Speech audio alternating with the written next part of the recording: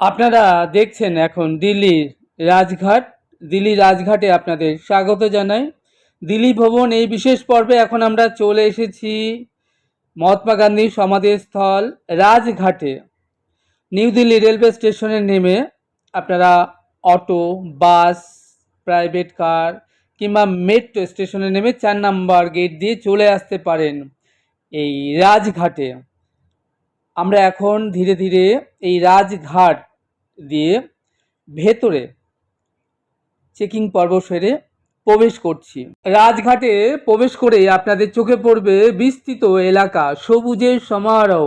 অপূর্ব সুন্দরভাবে এই পার্কটি সাজানো রয়েছে। একদম সাফ সুতরাং পরিষ্কার, একদম নিরিবিলি শান্ত মনোরম পরিবেশ।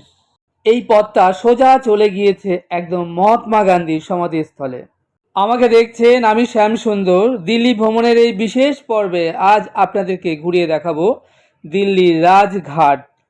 এবং এই যে রাজঘাট দেখুন, একটা বিস্তৃত এরিয়া জুড়ে সবুজের সমারোহ চারিদিকে। কি অপূর্ব সুন্দরভাবে পাতাবাহারি গাছ দিয়ে কাটিং করে এই যে পার্কটি সুন্দরভাবে সাজানো রয়েছে। আপনি চাইলে এখানে 2-3 ঘন্টা আরামসে সময় কাটাতে পারেন। এক শান্ত মনোরম নিরিবিলি পরিবেশ এখানে বিরাজ করছে। প্রতিদিন সকাল 7টা থেকে সন্ধ্যা 6:30 পর্যন্ত এই রাজঘাট খোলা থাকে। রাজঘাট প্রবেশের জন্য কোনো এন্ট্রি ফি নেই। এই রাজঘাটের পাশেই রয়েছে বীরভূমি শক্তিস্থল শান্তিবন, অর্থাৎ রাজীব গান্ধী, ইন্দিরা গান্ধী প্রত্যেকের সমাধিস্থল।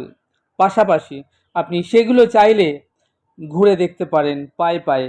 রাজঘাটে প্রবেশ করেই আপনার চোখে পড়বে খুব সুন্দরভাবে সাজানো গোছানো সুন্দর শান্ত মনোরম পরিবেশের একটি পার্ক। আর তারপরেই আপনি ওই যে সোজা দেখছেন ওটা আন্ডারগ্রাউন্ড। ওখানে আপনাকে আপনার পাদুকা শু খুলে ভেতরে প্রবেশ করতে হবে সমাধিস্থলে। এবং আমরা ধীরে ধীরে আপনাদেরকে সবটাই ঘুরিয়ে দেখাবো।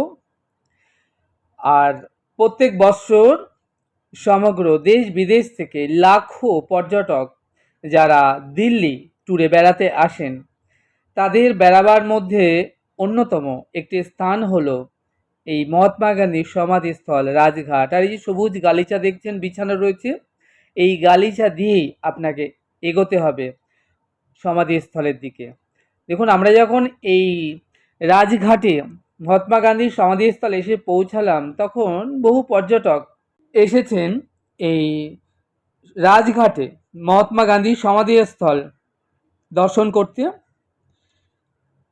চারিদিকটা দেখুন, আপনাদেরকে একটু ঘুরিয়ে দেখায়। বিরাট বিরাট বিস্তৃত এলাকা জুড়ে এই রাজঘাট।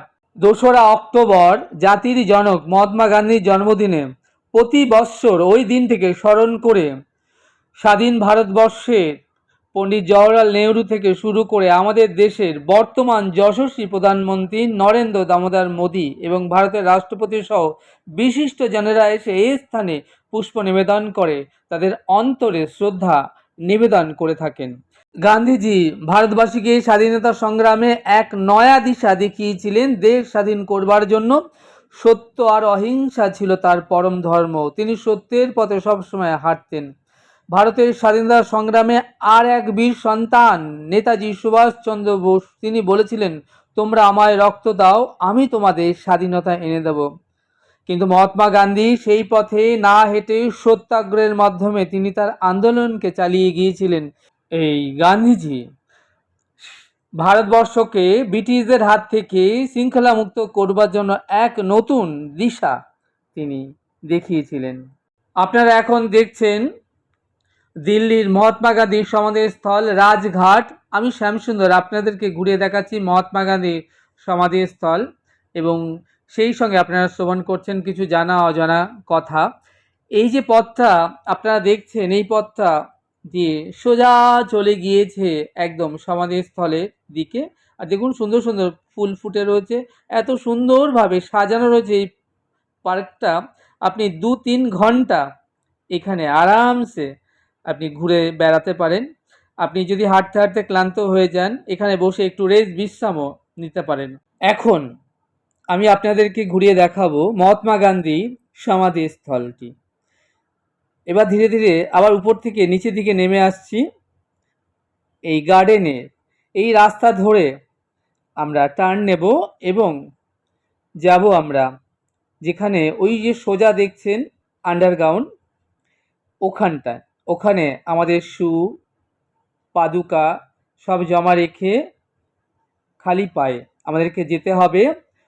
ওই যে সবুজ গালিচা বেছানো রয়েছে সেই গালিচা ধরে মহাত্মা গান্ধীর সমাধিস্থলের দিকে চলুন তাহলে যাওয়া যাক।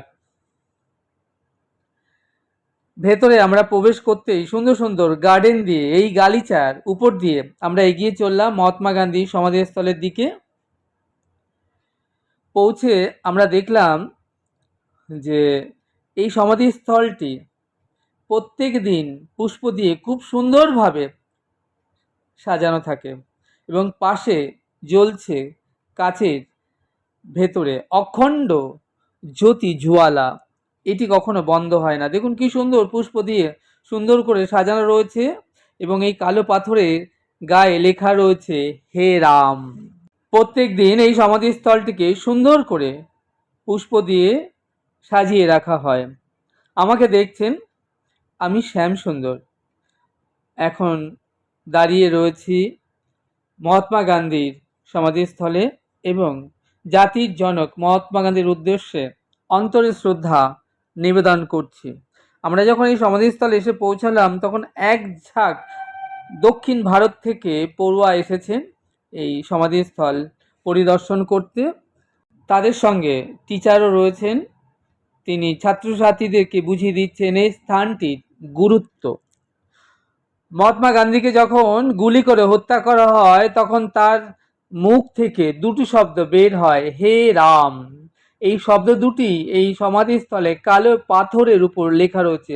রাজঘাটের এই শান্ত মনোরম এই পরিবেশে সবসময় একটি গান বাজছে, সেই গানটি হলো রঘুপতি রাঘব রাজা রাম পতিত পাবন সীতারাম। এই ধ্বনি, এই গান সবসময় ধ্বনিত হচ্ছে। মহাত্মা গান্ধী সমাধিস্থল দর্শন সেরে এবার আমরা ধীরে ধীরে এক্সিট গেট দিয়ে বাইরে বেরিয়ে আসব এবং বেরিয়ে আসার আগে আপনাদেরকে আরও একবার আমি শ্যামসুন্দর এই মহাত্মা গান্ধী সমাধিস্থলটাকে ঘুরিয়ে দেখালাম এবং ধীরে ধীরে আমরা এক্সিট গেট দিয়ে রাজঘাটের মেন গেটের বাইরে চলে এসেছি। এবার আমরা এখান থেকে যাব ইন্ডিয়া গেট, লোটাস টেম্পল, সংসদ ভবন, কুতুব মিনার, আরও যে সকল স্থানগুলো আমাদের বাকি রয়েছে দর্শনের। এরপর এক এক করে আমরা সেই সকল স্থান ভ্রমণ করব এবং আপনাদেরকেও ঘুরিয়ে দেখাবো। এবং সব শেষে আমরা যেখানে রয়েছি শ্রীনিবাসপুরী ভারত সেবাশ্রম সঙ্গে আমাদের সেই হোটেলে ফিরব।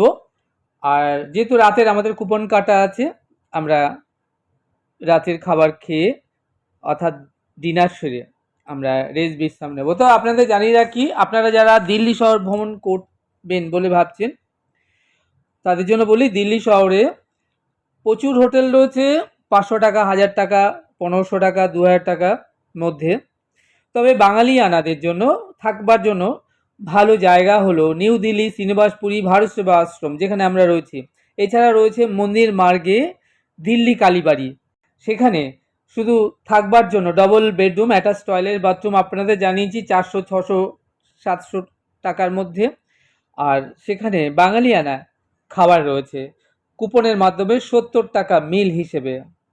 আপনাদের জানিয়ে রাখি, দিল্লি শহর ভ্রমণের জন্য আপনারা অটো, টোটো, বাস, মেট্রো কিংবা প্রাইভেট গাড়ি করেও আপনারা ভ্রমণ করতে পারেন। দিল্লি শহরের যে সকল স্থানসমূহ রয়েছে ট্যুরিস্ট স্পট, এক স্থান থেকে অন্য স্থান কত দূরে, কিংবা যদি আপনি বাসে করে ভ্রমণ করতে চান কোন বাস যায়, তার ভাড়া কত, ডিস্ট্যান্স কত, সব কিছু জানবার জন্য আপনাকে গুগল লোকেশন অন করে আপনি ভ্রমণ করতে পারেন।